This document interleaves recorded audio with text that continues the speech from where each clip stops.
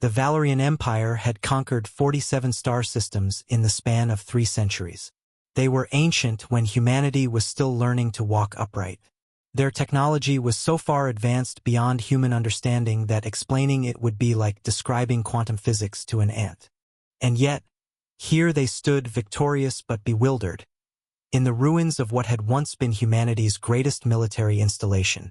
Admiral Sethkar moved across the devastated command floor, his 4 arms gesturing with the casual superiority of a being who had never truly been challenged. His scaled hide shimmered with bioluminescent pride. Behind him, the Valorian fleet hung in orbit above Earth like a predator circling wounded prey. 300 warships. The largest, the Eternal Dominion, was a weapon of such magnitude that its mere presence had shattered human infrastructure across 3 continents. "The humans have surrendered," came the voice of Sector Commander Vextol, her insectoid features clicking rapidly as she processed the data streams flowing across her compound eyes. "The last of their resistance has collapsed. Resistance lasted 14 minutes. Against our opening salvo. 14 minutes. That was what they would remember. 14 minutes of futility. 14 minutes of watching humanity's defenses crumble like paper against the technological supremacy of the Valorian Empire. The ancient aliens had faced upstart species before. They never lasted long. But as Admiral Sethkar walked deeper into the smoking ruins, something caught his attention. A holographic display, badly damaged but still flickering with dying light. And on that display, a message. In perfect Valorian, it read, "Well done on your victory. Now the real war begins." Sethkar's 3 eyes narrowed. He felt something he had not experienced in 200 years. Something he did not have a name for in his native language. Uncertainty. The Valorian Empire had done their research. They knew the humans had been spacefaring for only 130 years. They knew human technology lagged 3 centuries behind their own. They knew humans required constant sustenance, that they exhausted easily, that their bodies were. What they did not know was what moved through the void in the spaces between their observation posts. It began as a whisper in the sensor arrays. A civilian transport here. A mining colony there. All of them reported the same thing. Strange signals emanating from deep space. Mathematical. Purposeful. Organized. "It's impossible," Commander Vextol insisted, her claws scraping against the holographic display. 47 separate civilian vessels have reported unauthorized energy signatures in what we designated as dead zones. Dead zones, Admiral. We have no infrastructure there. No military presence. Nothing. Then who sends signals from nothing? Sethkar demanded. Across the galaxy, in 1,000 hidden locations, humanity moved. Not with great warships and destructive weapons. With something far more dangerous. Preparation. In captured asteroid fields, in the depths of nebulae where sensors could not follow, in the cold spaces between stars, humans worked. They salvaged. They built. They organized. The Valorian Empire had conquered by superior firepower. They had never encountered an enemy who fought with patience. Days turned to weeks. The Empire's surveillance networks began to fail one by one. Not destroyed, that would have been expected. Instead, they simply stopped working. Systematically, methodically, as though someone was carefully unpicking the threads of their dominion. Admiral Sethkar called for emergency protocols. The Eternal Dominion itself was brought into closer orbit. If humanity wanted to test itself against the galaxy's greatest power, they would be taught the final, permanent lesson. That was when the human transmission came. It was broadcast on every frequency, every channel, every long-range communication system still functioning in the Valorian Empire's occupied space. And when the command crew heard it, they heard it perfectly, no distortion, no degradation, as though it had been transmitted directly into their minds. A human voice, calm, steady, unafraid. "We've been watching you take apart our defenses. We've been watching you celebrate. And we want to thank you." Sethkar's hand moved to his weapon. "Track the source. Now. We want to thank you," the voice continued, "because you taught us something invaluable about warfare. You taught us that fighting with our strongest weapons first doesn't win wars. It's knowing when not to use them that wins wars. It's patience. It's strategy. It's understanding that a crushing first victory against a desperate enemy isn't a victory at all. It's just the opening move of a game you don't yet know you're playing. The screen went black. For the first time since arriving at Earth, Admiral Sethkar felt something that chilled even his cold reptilian blood. Fear. Dr. Sarah Chun stood in the underground bunker 3 kilometers below what had once been Vancouver, Canada. Around her, the cream of human military strategy poured over displays of Valorian shield frequencies, warp signatures, supply lines, and communication protocols. Everything the Empire had carelessly revealed during their overwhelming victory. She had been a physicist before the war. A teacher. Someone who believed knowledge was the greatest weapon humanity had ever possessed. She had been right.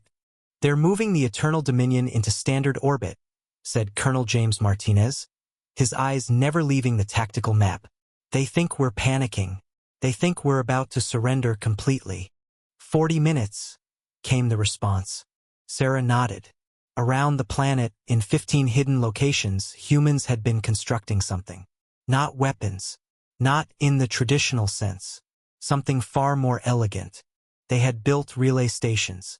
And those relay stations, working in concert, would do something to Valorian technology that the Empire had never considered possible. They would lock it. The Valorian warships ran on quantum processors so advanced that human minds could barely comprehend their operation. But they also ran on networks, communication systems, supply chains, and humans, fragile, short-lived, brilliant humans, had spent the last 72 hours analyzing every transmission the Empire had sent. They had found the patterns. They had found the logic gates. They had found the weaknesses in perfection. The first relay activated. Across the Valorian fleet, alarms began to sound. Not battle alarms. Something far worse. System failures. The Eternal Dominion's primary weapons systems went dark. The shield generators fluctuated. 3 support vessels found their drives offline. And then came the second transmission from the Human Command Center. "This is Dr. Sarah Chun, acting commander of Human Defense Forces. The Valorian Empire came here believing they would end humanity. I'm here to tell you that you were wrong about everything. You assumed we would fight you on your terms. With your weapons. On your timescale." On the command bridge of the Eternal Dominion, Admiral Sethkar stared at the screens in absolute disbelief. His flagship was dead in the water, its systems paralyzed by something so simple, so elegant, that he almost couldn't comprehend it. They hadn't used weapons. They had simply taught the Empire's own technology to stop obeying. "We didn't build weapons to match yours," Sarah continued. Her voice carried on a military frequency that bypassed the Empire's dying communications. "We couldn't. We're 300 years behind you. So instead, we built something you've never encountered before. We built solutions. We built workarounds. We built a culture of improvisation and adaptation." In the hours that followed, the myth of Valorian invulnerability shattered. One by one, their ships went dark. Not destroyed, the humans were not interested in genocide. Instead, every vessel found itself disabled by something far more devastating than weapons. Complete system failure. They had become helpless in the void. Admiral Sethkar stood alone on his bridge, watching his empire crumble not from force of arms, but from force of intellect. He received a final message, this time personal. "Admiral, this is Dr. Sarah Chun. I'm extending to you what you never extended to us. A choice.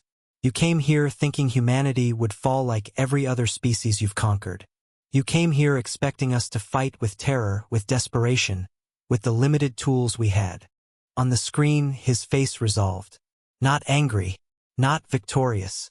Tired, determined, human. "But you don't understand what humanity is. We're a species that survived an ice age with nothing but fire and each other. We're a species that crossed oceans in wooden boats because we wanted to see what was on the other side. We're a species that took something as simple as sand and made it think. We don't stop, Admiral. We adapt. We learn. We persist. And we do it for something you might not recognize, We do it to protect people we love. Sethkar's 3 eyes closed. You haven't conquered us. You've awakened us. This is just the beginning. Because we haven't even started yet. The transmission ended. In that moment, Admiral Sethkar understood. The Empire had not lost a battle.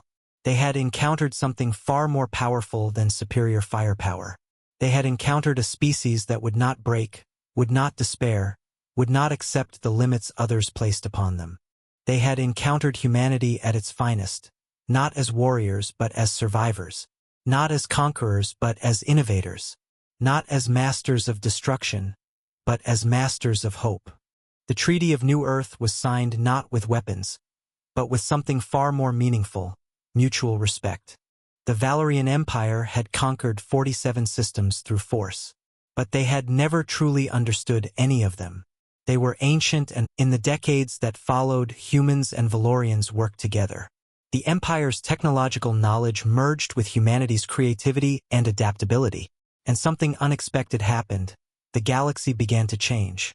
Not through conquest, but through cooperation. Through the merging of patience and innovation. But more than that, the story of what had happened at Earth spread. It rippled through the galaxy like a stone dropped in still water. Every species heard it. Every world learned it. The humans had looked at the most powerful force in the galaxy and said no, not with hopelessness, but with determination. They had not resisted through weapons or violence, but through something more powerful: the refusal to accept defeat. Not a species defined by how far they could throw a weapon. Not a species defined by ancient technology or numerical superiority.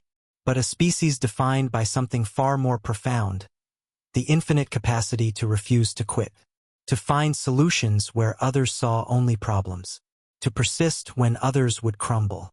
To build, to adapt, to grow, not because it was easy, but because giving up was simply not in their nature. The stars looked down on a small, young species from a blue world, and they understood. Humanity was not defined by what they had. They were defined by what they would not accept. And that was far more powerful than any weapon the galaxy had ever known. If the story moved you, if it reminded you why humanity endures, why we persist, why we never accept the limits placed upon us, then subscribe for more stories of human triumph from the stars.